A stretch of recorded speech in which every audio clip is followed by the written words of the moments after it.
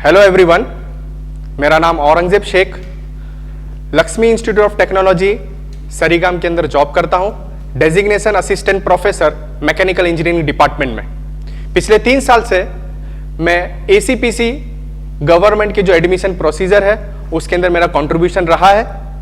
उसी कंट्रीब्यूशन के दरमियान जितने भी मेरे एक्सपीरियंस है related to document, related to admission query, वो मैं आपके सामने शेयर करना चाहता हूं।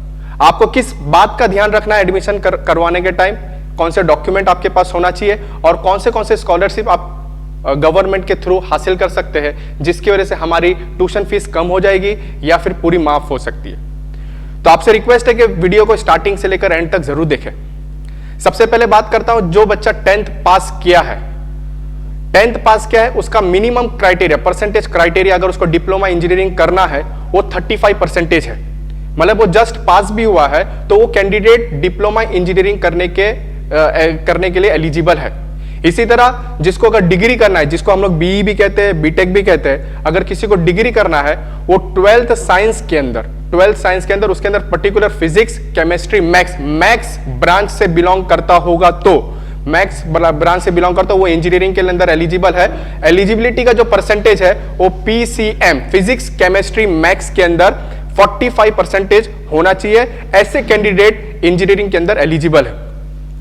ये हो गया एलिजिबिलिटी की बात। दूसरी बात करते हैं कि जब हम कॉलेज के अंदर एडमिशन ले लेते हैं, अगर प्राइवेट कॉलेज के अंदर एडमिशन लिया तो उसकी ट्यूशन फीस बहुत ज्यादा रहती है। तो हम अलग अलग कैटेगरी से बिलोंग करते हैं। अगर ओपन कैटेगरी में तो कौन से स्कॉलरशिप हम लोग यूज कर सकते हैं, एसटी कैटेगरी के अंदर है या फिर ओबीसी कैटेगरी है, तो हम लोग सीक्वेंस से बात करते हैं और उसकी कौन से डॉक्यूमेंट इसके अंदर खास जरूरत है, जो कि बच्चे लोग मिस्टेक करते हैं, जिसकी वजह से स्कॉलरशिप से उन लोग इसको स्कॉलरशिप का यूटिलाइज नहीं कर पाते, उन लोग पूरा का पूरा साल परेशान रहते हैं। तो ये स्टार्टिंग से ही आप लोगों को बनवा के रखना है, क्योंकि अभी गवर्नमेंट ने डिक्लेयर किया कि 10th को मास प्रमोशन दिया गया, 12th को मास प्रमोशन दिया गया। बहुत सारे बच्चे ऐसे होंगे जो 2018, 2019 के भी पास आउट होंगे, बट वो किसी कंपटीशन एग्जाम की प्रिपरेशन कर रहे होंगे, जेडब्ल्यू की प्रिपरेशन कर रहे होंगे। उसके बावजूद भी अगर उनका कुछ वहां पे अच्छी तरीके से मार्क्स नहीं आ पा रहा होगा तो उन लोग भी कोशिश करेंगे कि इस साल हम लोग इंजीनियरिंग के अंदर एडमिशन ले। तो बहुत सारे डॉक्यूमेंटेशन का ध्यान रखना है और बहुत सारी बातों का ध्यान रखना है। यही सब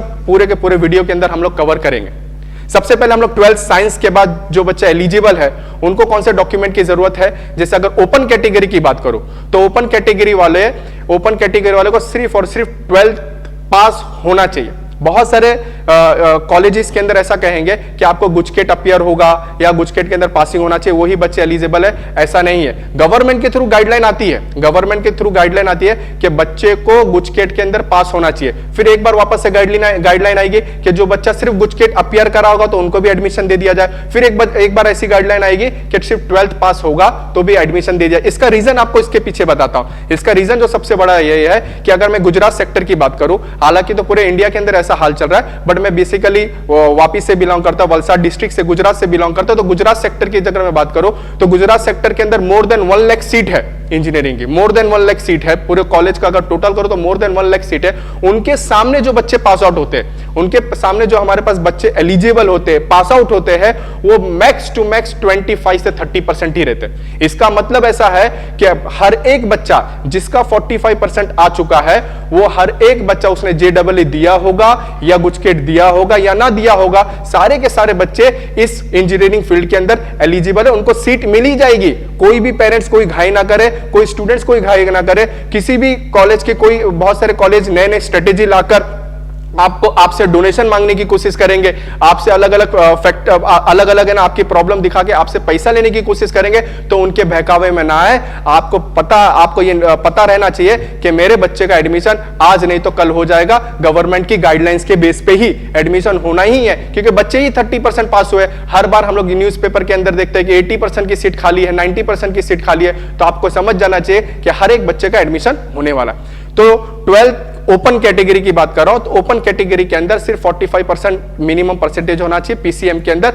ये ओपन कैटेगरी वाले किस किस स्कॉलरशिप का यूटिलाइज कर सकते हैं उस पर फोकस करना। पहला यूटिलाइजेशन हमारे गवर्नमेंट के थ्रू आई है MYSY। जिस बच्चे का 80 परसेंटाइल के ऊपर मार्क्स होता है, उनको MYSY स्कॉलरशिप के लिए एलिजिबल है। इसके अंदर सारे कास्ट वाले अप्लाई कर सकते हैं, बट ओपन कैटेगरी वाले मैं स्पेशली उनको बता रहा हूं क्योंकि उनके पास कोई ऑप्शन ज्यादा नहीं रहते, इन लोग इसके अंदर अप्लाई कर सकते हैं। अप्लाई करने के बाद इनके अंदर जो बेनिफिट मिलता है वो बेनिफिट ये है कि हमको 50% हमारी जो कॉलेज की फीस रहेगी 50% हमको गवर्नमेंट पे कर देगी। या फिर ऐसा हो सकता है कि इस कॉलेज की फीस अगर मैं सपोज करता हूं कि 2 लाख के आसपास रहेगी तो उसका 50% होता है 1 लाख, बट यहां पे क्राइटेरिया रहता है कि 50% ऑब्लिक करके दिया है 50,000 समथिंग, तो 50,000 दोनों में से जो मिनिमम रहेगा वो हम लोग के लिए एप्लीकेबल रहेगा। इसके अंदर डॉक्यूमेंटेशन की जरूरत सिर्फ एक ही है कि 12th के अंदर आपका 80 परसेंटाइल के ऊपर होना चाहिए। दूसरा जो कंडीशन है कि पेरेंट्स की इनकम हमारी 6 लाख से कम होना चाहिए। और जब इनकम सर्टिफिकेट बनाने का टाइम है, जैसे इनकम सर्टिफिकेट आप लोग अभी से बना लो, जिसका अगर कास्ट सर्टिफिकेट बनाना, इनकम जो भी गवर्नमेंट की जितनी भी प्रोसीजर है डॉक्यूमेंटेशन के रिलेटेड, आप लोग चेक कर लो कि एक्सपायर हो गया है, अपडेट कराना है, क्या कराना है, जल्द से जल्द अभी करा लो, क्योंकि आगे जाके जब एडमिशन प्रोसेस चालू होगा तो उधर इतना ज्यादा रश होगा कि आज आपने एप्लीकेशन दिया तो हो सकता है बहुत टाइम बाद आपको मिले, बहुत सारे प्रॉब्लम के साथ फेस करना पड़े। इससे अच्छा आप लोग अभी से बना लो। तो हमारे पास सिर्फ दो ही इसके अंदर कंडीशन है। पहला कंडीशन 80% से अबव होना चाहिए, 80 परसेंटाइल के अबव होना चाहिए। दूसरा क्राइटेरिया पेरेंट्स का इनकम 6 लाख से कम होना चाहिए, ये MYSY से बिलोंग करते। दूसरा ओपन कैटेगरी के लिए ही दूसरा स्कॉलरशिप एलिजिबिलिटी, दूसरा स्कॉलरशिप है माइनॉरिटी की स्कॉलरशिप। जो भी माइनॉरिटी से बिलोंग करता है, माइनॉरिटी से मतलब जो सिख है, मुस्लिम है, जैन है, ये सारे के सारे जो कास्ट से बिलोंग करते हैं, जो माइनॉरिटी, इसका अगर उल्टा अगर बोलना चाहो, इसका ऑपोजिट अगर बोलना चाहो तो जो हिंदू के अलावा जितने भी कास्ट से बिलोंग करते हैं सब माइनॉरिटी से बिलोंग करते हैं, ये माइनॉरिटी की स्कॉलरशिप अप्लाई कर सकते हैं। माइनॉरिटी की स्कॉलरशिप के अंदर जो टेक्निकल फील्ड है, जो हमारी इंजीनियरिंग फील्ड है, उसके लिए 25,000 स्कॉलरशिप प्रोवाइड करते हैं। अगर कोई बच्चा हॉस्टल के अंदर रहता है तो 5,000 एक्स्ट्रा मिलता है। टोटल 30,000 के स्कॉलरशिप इनको माइनॉरिटी के थ्रू मिल जाती है। ये ओपन कैटेगरी रिलेटेड है। और बहुत सारे यहाँ पे जो आजू बाजू हमारे एनजीओ काम करते हैं, जैसे मैं वापी से बिलोंग करता हूं तो माँ फाउंडेशन काम करते हैं, ऐसे बहुत सारे कंपनी वाले काम करते हैं जो कि स्कॉलर स्टूडेंट रहते हैं, जिनकी फाइनेंशियल कंडीशन कम है, जिनको कोई स्कॉलरशिप प्रोवाइड नहीं करते, वो वहां पे भी अप्लाई करके हम लोग स्कॉलरशिप के बेनिफिट उठा सकते हैं। ये ओपन कैटेगरी के लिए। ओबीसी कैटेगरी के लिए जो स्कॉलरशिप गवर्नमेंट के थ्रू अप्लाई होती है, गवर्नमेंट के थ्रू जो मिलती है, वो गवर्नमेंट के थ्रू हमारे पास जो स्कॉलरशिप आती है वो 4,000 से लेकर 8,000 के बीच में फ्लक्चुएट होता है, ज्यादा अमाउंट नहीं मिलता। तो इसी की वजह से मैं ओबीसी कैंडिडेट वाले को भी ये कहता हूं कि जब हम लोग स्कॉलरशिप के लिए अप्लाई करें जिसके अंदर हमको मैक्सिमम अमाउंट मिल सके, जैसे ओबीसी वाला भी एलिजिबल है MYSY के लिए, बट शर्त क्या है, हमको 80 परसेंटाइल के ऊपर होना चाहिए, MYSY भर दे। या फिर एक और मैं स्कॉलरशिप बताता हूं जो गवर्नमेंट के थ्रू ही मिलती है। एडमिशन प्रोसीजर होने के बाद, एडमिशन प्रोसेस के दरमियान किसी कॉलेज के अंदर, सपोज करता मुझे मैकेनिकल इंजीनियरिंग डिपार्टमेंट में एडमिशन लेना है, मुझे लक्ष्मी इंस्टीट्यूट ऑफ टेक्नोलॉजी के अंदर एडमिशन लेना है, तो गवर्नमेंट क्या करता है कि 5% की सीट, मतलब जितने टोटल एडमिशन होते हैं, जैसे अगर मैं सपोज करता हूं मैकेनिकल डिपार्टमेंट के अंदर 15 एडमिशन हुए तो 15 एडमिशन में से एक TFW की सीट जनरेट करता है। जैसे हमारा टोटल इनटेक 60 का है या 120 का, तो 60 सीट, अगर हमारी 60 सीट फुलफिल हो जाती है तो 60 सीट के ऊपर 4 सीट TFW के लिए रिलीज करता है। और इसके अंदर हमको कोई डॉक्यूमेंटेशन की जरूरत नहीं, कोई भी कास्ट वाला इसके अंदर अप्लाई कर सकता है। सिर्फ एक पैरामीटर इसके अंदर हम लोग को फुलफिल करना है, वो फुलफिल ये करना है कि पेरेंट्स की इनकम 6 लाख से कम होना चाहिए। बहुत बार ऐसा हुआ है कि हमने जब रजिस्ट्रेशन करवाया, रजिस्ट्रेशन पे भी मैं फोकस करूंगा कि रजिस्ट्रेशन कहां से करवाना है। रजिस्ट्रेशन करवाया तो वहां पे पूछता है कि आप लोग TFW में इंटरेस्टेड है, यस या नो। यस करोगे तो सिर्फ आपको डॉक्यूमेंटेशन में इनकम सर्टिफिकेट प्रोवाइड करना है, बट आपने नो कर दिया, सपोज करता हूं नो कर दिया, तो हमारे पास जो ये ऑटोमेटिक जो सिस्टम है, रीड कैसे करता हूं मैं बताता हूं। जैसे मैकेनिकल डिपार्टमेंट का मैंने एग्जांपल दिया, 60 सीट में से 4 सीट TFW की जनरेट हुई। मैंने उस कॉलेज के अंदर 10 बच्चे ने TFW के लिए यस किया था, 10 बच्चे ने TFW के लिए यस किया था और उनका डॉक्यूमेंटेशन वेरीफाई भी हो गया था, यस किया था, बाकी सब बच्चे ने नहीं किया था।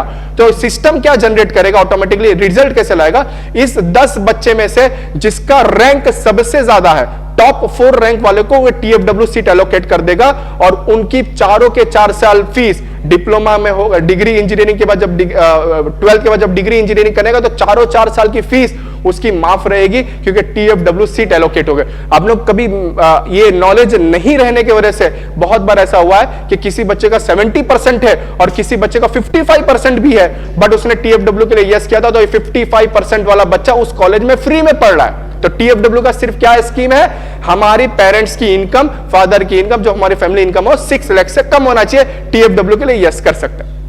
इसके बाद ST SC कास्ट वाले के बारे में बताता हूं। तो ST SC कास्ट वाले की हमारे गुजरात के कोई भी कॉलेज हो, वो प्राइवेट कॉलेज हो या फिर गवर्नमेंट कॉलेज हो, गवर्नमेंट कॉलेज की फीस भले 1500 है या प्राइवेट कॉलेज की फीस भले 1.5 लाख हो, 2 लाख हो, 1 लाख हो, हमसे उससे मतलब नहीं। हम ST SC से बिलोंग करते हैं तो हम उस पर्टिकुलर कॉलेज के अंदर गवर्नमेंट के थ्रू फ्री में पढ़ सकते हैं।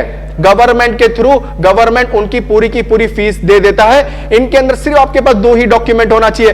एक डॉक्यूमेंट जाति नो दाखलो, जाति का दाखला मतलब कास्ट सर्टिफिकेट, जैसे ST से बिलोंग करता है ST का कास्ट सर्टिफिकेट, SC से बिलोंग करता है तो SC का कास्ट सर्टिफिकेट। दूसरा जो सर्टिफिकेट चाहिए वो आवक नो दाखलो मतलब इनकम सर्टिफिकेट जो होना चाहिए बॉयज के लिए, वो बॉयज के लिए 2.5 लाख से कम होना चाहिए, और गर्ल्स के लिए जो होना चाहिए उसकी क्राइटेरिया थोड़ी लंबी है, 4 लाख के आसपास है। मगर अक्सर लोगों के पास जो ST और SC से बिलोंग करते हैं उनके जो इनकम सर्टिफिकेट रहती है 2.5 लाख से कम ही रहती है। मतलब ओवरऑल कंक्लूजन का मतलब ऐसा है कि ST SC वाले बच्चों के पास अपॉर्चुनिटी ज्यादा है, पॉसिबिलिटी ज्यादा है, ऑप्शन ज्यादा है। ऑप्शन का इस्तेमाल करते हुए हमको अच्छे से अच्छे कॉलेज में एडमिशन ले लेना है। किसी भी अजीब कॉलेज में या किसी भी ऐसे जगह हमारा एडमिशन ना हो जाए जहां पे कुछ सुविधा नहीं है, कुछ पैरामीटर्स नहीं है, उसका कोई स्कोप नहीं है। उन लोग बहुत बार ऐसा होता है कि जो हमारे आजू बाजू के जो विलेज के जो ST SC के कैंडिडेट रहते हैं, वहां के बहुत सारे कॉलेजेस के एजेंट वहां पे जाते हैं, उनको अपने हिसाब से समझाकर, अपने हिसाब से बताकर कि आप लोग हमारे कॉलेज में एडमिशन ले ले, हम हमारे कॉलेज में आपको फ्री में पढ़ाएंगे। कोई फ्री में नहीं पढ़ाता, गवर्नमेंट ही पैसा दे रही है, गवर्नमेंट उनको डायरेक्ट प्रोवाइड कर देगी। इसलिए एक बात का फोकस रखें, सारे स्टूडेंट से रिक्वेस्ट है, हम किसी की चॉइस ना बने, हम हमारी चॉइस की हर चीज हमारी चॉइस की हर चीज लेंगे। कॉलेज भी हमारी चॉइस का लेंगे, ब्रांच भी हमारी चॉइस का लेंगे। हमसे बेहतर हमारे लिए कोई डिसीजन नहीं ले सकता, हमारे पेरेंट्स से बेहतर हमारे बारे में कोई अच्छा नहीं सोच सकता। पेरेंट्स के साथ फिजिकली सारे कॉलेज में विजिट करें, फिजिकली वहां पे जाके सारे लैबोरेटरीज, जो लैब है, लाइब्रेरी है, वहां के जो इक्विपमेंट है, वहां के टीचर्स के रिव्यू, वहां से स्टूडेंट्स है उनके बारे में, सारे कॉलेजेस के बारे में रिव्यू, वहां के सराउंडिंग के बारे में रिव्यू लेकर फाइनली डिसाइड करें। ST SC से जो बिलोंग करते हैं उनके लिए खास नोटिस है, उनके लिए फ्री है। हमारे कॉलेज में भी एडमिशन लेंगे तो गवर्नमेंट उनका पे कर देती है। बात को ध्यान रखना है, सिर्फ डॉक्यूमेंट की क्या जरूरत है, हमारे 2 ही डॉक्यूमेंट की जरूरत है। इसी तरह 10th के बाद जो एडमिशन डिप्लोमा इंजीनियरिंग के अंदर लेना चाहता है, डिप्लोमा इंजीनियरिंग 3 साल का कोर्स है, डिग्री इंजीनियरिंग 4 साल का कोर्स है। डिप्लोमा इंजीनियरिंग के अंदर जो एडमिशन लेना चाहता है तो 10th के पास होने के बाद डायरेक्टली एडमिशन ले सकता है। उसके अंदर सिर्फ पासिंग परसेंटेज चाहिए, पासिंग परसेंटेज वाले एलिजिबल है। स्कॉलरशिप सिमिलर है, MYSY के लिए 80% चाहिए, OBC वाले लोग के लिए OBC अगर OBC से बिलोंग करते हैं और उन लोग चाहते हैं कि हमारा एडमिशन अच्छे से अच्छे कॉलेज में आ जाए, हमारा रैंक और अच्छा बन जाए, तो रजिस्ट्रेशन के टाइम OBC सिलेक्ट करके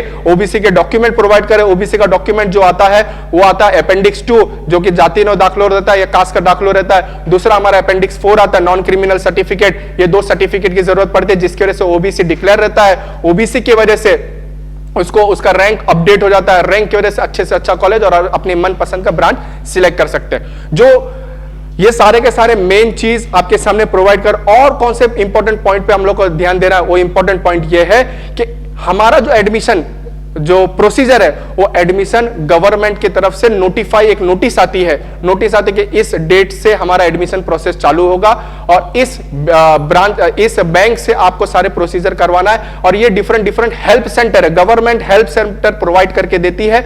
उसी हेल्प सेंटर में जाके हमारे जितने भी प्रोसीजर रहते सारे प्रोसीजर करवाए, खुद से भरने की कोशिश ना करें या फिर किसी फ्रेंड के थ्रू भरवाने की कोशिश ना करें, जो कि आजकल के जनरेशन का जो सबसे बड़ा प्रॉब्लम है कि जैसे एडमिशन प्रोसेस चालू होता है वो तुरंत ही साइबर कैफ में चले जाते हैं, साइबर कैफ में जाके अपना रजिस्ट्रेशन करवा लेते हैं या फिर जो भी प्रोसेस रहता है ऑनलाइन प्रोसीजर करा लेते थे, जिसकी वजह से ऐसा होता है कि मिस्टेक होने की प्रोबेबिलिटी बढ़ जाती है।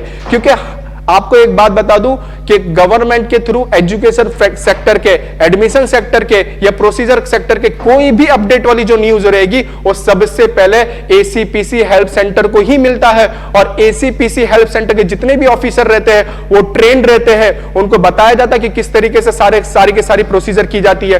उनको उनके पास है ना हर एक फैक्टर का नॉलेज रहता है, हर एक ब्रांच का नॉलेज रहता है, हर एक कॉलेज की स्ट्रेटेजी के बारे में पता रहती है, हर एक स्कॉलरशिप के बारे में पता रहता है, हर डॉक्यूमेंट कहां से मिलेगा, किस तरीके से मिल सकता है। तो एसीपीसी हेल्प सेंटर के ऑफिसर को बहुत अच्छी तरीके से पता रहता है। आप किसी भी डिस्ट्रिक्ट से बिलोंग करते हैं, हर डिस्ट्रिक्ट के अंदर एसीपीसी हेल्प सेंटर एलोकेट किया जाता है। जैसे मैं वलसाड डिस्ट्रिक्ट में बिलोंग करता तो वलसाड डिस्ट्रिक्ट के अंदर GC government engineering college of Valsad, उसके अंदर हेल्प सेंटर एक एलोकेट किया जाता है गवर्नमेंट के through. Lakshmi institute of technology, इसको लक्ष्मी विद्यापीठ भी कहते हैं, सरीगाम में लोकेटेड है, बिलाड़ स्टेशन के पास सरीगाम के अंदर लोकेटेड है, वहां पे एक हेल्प सेंटर दिया जाता है। इसलिए हेल्प सेंटर प्रोवाइड किया जाता है कि कैंडिडेट को एक सर्विस मिले, पेरेंट्स को एक सर्विस मिले, जो गलत डिसीजन ना ले पाए, जो गलत प्रोसीजर में ना फंस पाए, जो गलत चीजों या गलत उनके बोलते हैं ना, मैंने आपको स्टार्टिंग में बताया हम हमारी चॉइस की चीजें लेंगे, हम किसी दूसरे की चॉइस नहीं बनेंगे।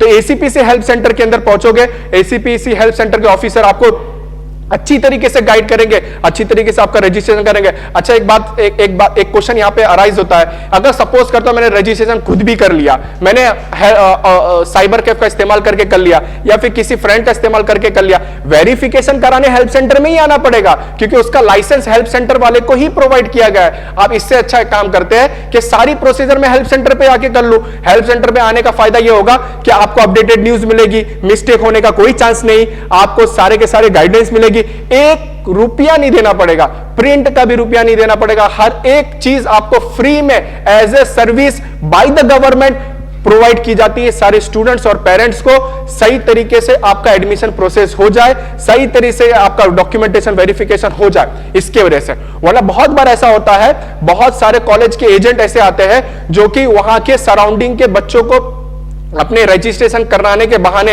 या किसी भी प्रोसीजर कराने के बाद उनका ओरिजिनल डॉक्यूमेंट ले लेते हैं। ओरिजिनल डॉक्यूमेंट 10th का रिजल्ट ले लिया, 12th का रिजल्ट ले लिया, लिविंग सर्टिफिकेट ले लिया, एडमिशन कराने के टाइम कहेंगे कि मुझे वेरिफिकेशन कराना है।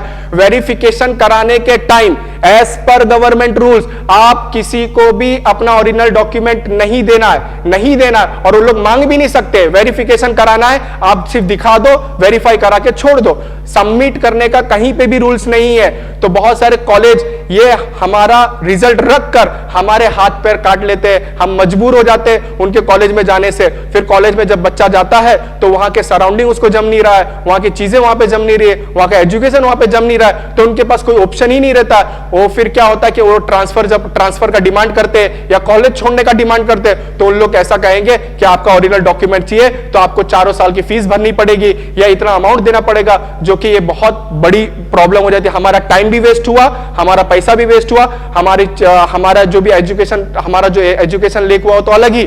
तो ये चीज का ध्यान रखना है हमको। किसी को हम कोई भी आदमी हो या किसी से आप बात कर रहे हो उसको ओरिजिनल डॉक्यूमेंट देने की जरूरत ही नहीं। कोशिश ये करो कि हम लोग हमारा सारा काम हेल्प सेंटर पे आके कर ले, जिसकी वजह से हमको प्रॉपर गाइडेंस मिल जाएगा, जिसकी वजह से हमको प्रॉपर प्रोसीजर मिल जाएगा, जिसकी वजह से हम लोग को एक जो हमारा विजन है, हमारा जो पर्सनल ऑब्जेक्टिव्स है वो पता चल जाएगा।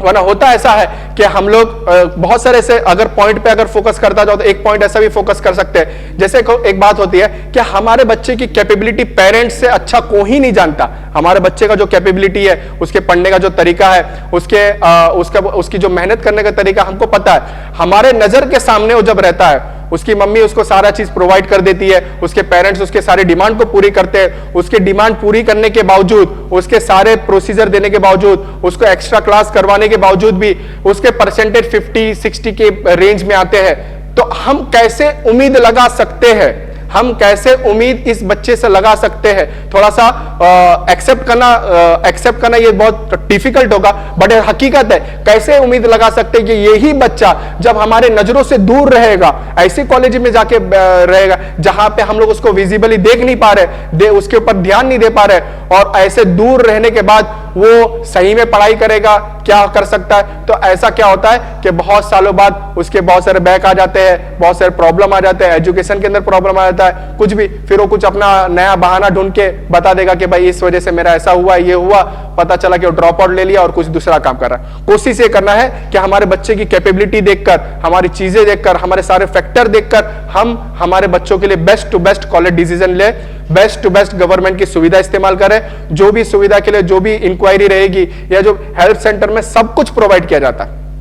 तो हमारे जो वलसाड के जो पब्लिक है, जो स्टूडेंट्स है, जो पेरेंट्स है, उनसे ये रिक्वेस्ट है कि आप चाहो तो जीसी वलसाड के अंदर जाके सारी इंक्वायरी ले लो, या आप चाहो हमारे कॉलेज के अंदर लक्ष्मी इंस्टीट्यूट ऑफ टेक्नोलॉजी के अंदर आके हमारा एडमिशन सेल का डिपार्टमेंट मतलब पूरे के पूरे साल अवेलेबल रहता है, वहां के फैकल्टी भी अवेलेबल रहती है, आपको एकदम प्रॉपर तरीके से आपकी सारी की सारी क्वेरी सॉल्व करेंगे। आपको हमारे वहां एडमिशन लेना हो या ना लेना, उससे लेना देना नहीं है। सबसे बड़ी बात ये रहती है, हमारा मेन गोल जो रहता है, मेन फोकस ये रहता है कि हम किसी बच्चे का या हमारे जो पेरेंट्स है, किसी का कैरियर या किसी का टाइम या किसी का पैसा वेस्ट ना हो, इसके ऊपर फोकस करा के हम लोग प्रॉपर उसको गाइड करा जाता है। जिसके वजह से बहुत सारे ऐसे हम लोग बताया ना, जब एडमिशन के टाइम था तो बहुत सारे ऐसे हम लोग हर साल 70-80 बच्चों का ट्रांसफर का हम लोग का फॉर्म भरना पड़ता है। बहुत सारे ऐसे बच्चे हमारे सामने आते हैं, ST SC से बिलोंग करते हैं, फिर भी फीस भरते रहते हैं। बहुत सारे ऐसे बच्चे आते हैं जिसका 80-90% आ रहा था तो भी फीस भरते। तो ये सारी की सारी बेनिफिट हमको हेल्प सेंटर के थ्रू मिल सकती है, एडमिशन सेल के थ्रू मिल सकती है। आप चाहो पर्सनली, जिसको किसी को भी किसी भी फील्ड के रिलेटेड डाउट हो, तो आप डायरेक्टली मुझसे कांटेक्ट कर सकते हो। मेरा डिटेल हमें डिस्क्रिप्शन के अंदर मिल जाएगा, या फिर पर्सनली आप मेरे कॉलेज में आके कोई भी एडमिशन टीम के हमारे जो मेंबर है उनसे मिल सकते हो। वो आपको प्रॉपर तरीके से गाइड करेगा, किसी भी फील्ड के रिलेटेड हो। क्योंकि पर्सनली जो डिस्कशन होता है उसका जो वैल्यू रहता है वो अलग ही रहता है, उसका अंडरस्टैंडिंग जो रहता है वो अलग ही रहता है। क्योंकि वीडियो के अंदर सारा का सारा चीज कवर करना वो थोड़ा सा नेक्स्ट इम्पॉसिबल टाइप रहता है कि किस तरीके से सारा का सारा चीज, क्योंकि कंफ्यूजन ज्यादा रहता है। क्योंकि आपके जो सवाल रहेंगे, आपके जो क्वेरी रहेगी, डायरेक्टली उस पर फोकस करके उसका जो प्रॉपर सोल्यूशन रहेगा वो प्रॉपर सोल्यूशन आपको प्रोवाइड कर दिया जाएगा एज पर गवर्नमेंट रूल्स। मोटी मोटी जो बात का ध्यान आपको रखना है कि आप अपने रिजल्ट, आप अपने डॉक्यूमेंट किसी भी इंसान को प्रोवाइड नहीं करेंगे, किसी भी इंसान को सबमिट नहीं करेंगे, ये रूल्स के खिलाफ है। दूसरा, आप सारे के सारे procedure free of cost help centre में विजिट करके आप कर सकते हो।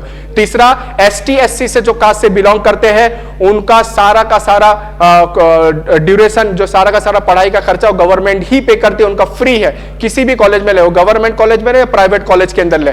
तो चौथा, ओपन कैटेगरी वाले के पास भी मल्टीपल ऑप्शन है, वो MY SY में बिलोंग कर सकते हैं, MY SY के अंदर भी अपना फॉर्म भर सकते हैं। दूसरा, हमारा माइनॉरिटी से अगर बिलोंग करते हैं माइनॉरिटी के अंदर भी भर सकते हैं। तीसरा, TFW के अंदर भी भर सकते हैं। डॉक्यूमेंटेशन के बारे में आपको बता दिया, मैक्सिमम हर जगह 2 डॉक्यूमेंटेशन मेन प्रोवाइड करना पड़ता है। एक कास्ट मतलब जिसको हम लोग कह सकते हैं कास्ट सर्टिफिकेट, या दूसरा हम लोग कह सकते हैं इनकम सर्टिफिकेट। ये 2 चीज अगर बहुत सारे बच्चों के पास कास्ट सर्टिफिकेट होगी बट इनकम सर्टिफिकेट शायद एक्सपायर हो गई होगी, तो तुरंत जाके मामलतदार से बना ले। इनकम सर्टिफिकेट में मैं एक बात फोकस करना चाहता हूं, इनकम सर्टिफिकेट ACPC के थ्रू, जो एडमिशन प्रोसीजर होता है गवर्नमेंट के थ्रू, और जिसको भी स्कॉलरशिप के लिए अप्लाई करना है, उनको इनकम सर्टिफिकेट सिर्फ और सिर्फ पेरेंट्स मतलब पापा के नाम, फादर के नाम की होना चाहिए। ठीक है, फादर के नाम की ही इनकम सर्टिफिकेट वैलिड है। अगर सपोज करता हूं 2 केस में मदर के नाम की वैलिड है, एक केस में अगर फादर की डेथ हो गई हो तो फादर के डेथ सर्टिफिकेट अटैच कर दे हुए एडमिशन प्रोसीजर के टाइम और स्कॉलरशिप के टाइम, या फिर मम्मी का डिवोर्स हो गया हो तो उनका जो डिवोर्स का सर्टिफिकेट है उसका वो डॉक्यूमेंट के साथ अटैच कर दिया जाए। तीसरा जो पॉसिबिलिटी आता है वो पॉसिबिलिटी आ जाता है किसी के फादर की भी डेथ हो गई हो और मदर की भी डेथ हो गई हो, फिर भी उनको स्कॉलरशिप मिलेगी। उनको सिर्फ और सिर्फ गार्जियन का इनकम सर्टिफिकेट अलोकेट कर देना और एक सर्टिफिकेट ऐसा बता देना कि ये सच में मेरे गार्जियन है। उसके अलावा मतलब ओवरऑल कहने का मकसद ऐसा है कि ST SC वालों को किसी भी हालत में, कोई भी हालत में उनको गवर्नमेंट पे करेगी, सिर्फ हमको प्रॉपर नॉलेज और प्रॉपर डॉक्यूमेंटेशन दे देना है। चारों के 4 साल की फीस, डिप्लोमा रहेगा तीनों 3 साल की फीस गवर्नमेंट की तरफ से फ्री रहेगी। इसके अलावा भी अगर कोई आपको इंक्वायरी है, आप लोग पर्सनली मेरे को कांटेक्ट कर सकते हैं। आज के लिए इतना ही, थैंक यू।